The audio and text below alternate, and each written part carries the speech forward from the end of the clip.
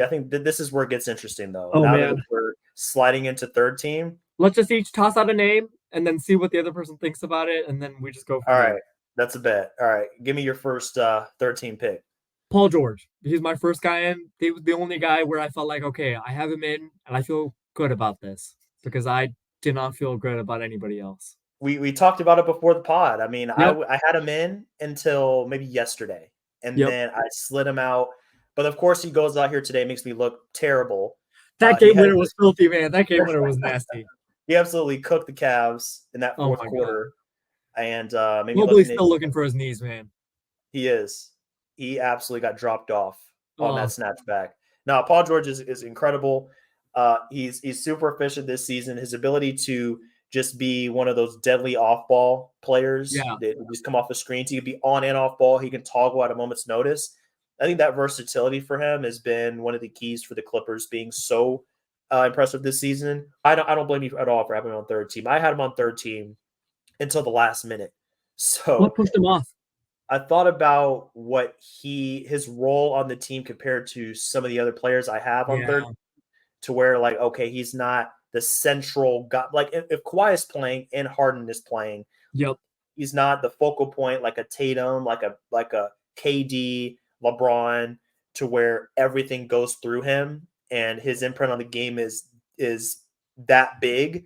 I Yeah. guess like there's some games to where he kind of flows into more of like he's not a role player, but No, I know sometimes what you mean because they role don't let him. They don't give him those passing responsibilities, and they don't really depend on him as a driver either. That right. responsibility kind of goes to Kawhi. So there Yeah. are times when Yeah. you feel like you're watching a super role player, and it's Yeah. actually, Yeah. yep. I had the same experience as well. It's actually part of the reason why when we were doing all those All-Star conversations and stuff like in February as well, that same sort of discussion is part of the reason why I think I was, um, if I'm being honest, maybe unfairly punishing him because there is a feeling when you're watching him, and especially when you're watching a Clippers game as a whole, of being Mhm. like, okay, he feels like a third option a lot of times on this team, and it Yeah. doesn't feel like he's having to shoulder as much of a load as a driver and as a shot creator. So Mhm. there is an inkling of like, okay, maybe I don't I shouldn't value this as much. When I'm Yeah. watching him, it's different from watching Tatum or Durant, right? Because when you watch Tatum or Durant, you're watching someone now who is at the stage of their career. Tatum's entering it, Durant's leaving it, where you can kind of they can support an offense onto themselves and Mhm. you can kind of depend on them. Okay, they will be my pull-up shot creator. I'll depend on them for some passing. I'll depend on them for um, drives as a team, which is very valuable, especially as the uh, pace and space. We're now focusing on space has already been kind of adapted to the league, and now it's all about the pace. And part of pace is these mini transitions. A drive is basically like a mini transition where you're just running towards the hoop, the defense is collapsing, and now you're getting an opportunity to pass it out straight out to shooters. And Right. because he doesn't seem like a player at the moment who is going to end up doing that. But within the role he's in, I think of all the forwards I was considering, I think he might be the best defender. 1 through 5, if I had to ask someone to actually try to defend, I think Paul George is maybe the guy I would ask right now. And so I just kind of thought of, okay, his 3 point shooting is elite. I love his pull up game. It feels like he ages like fine wine. And defensively, Mhm. if I think he's the best forward, how can I not? So I ended up sticking on my Yeah. 13.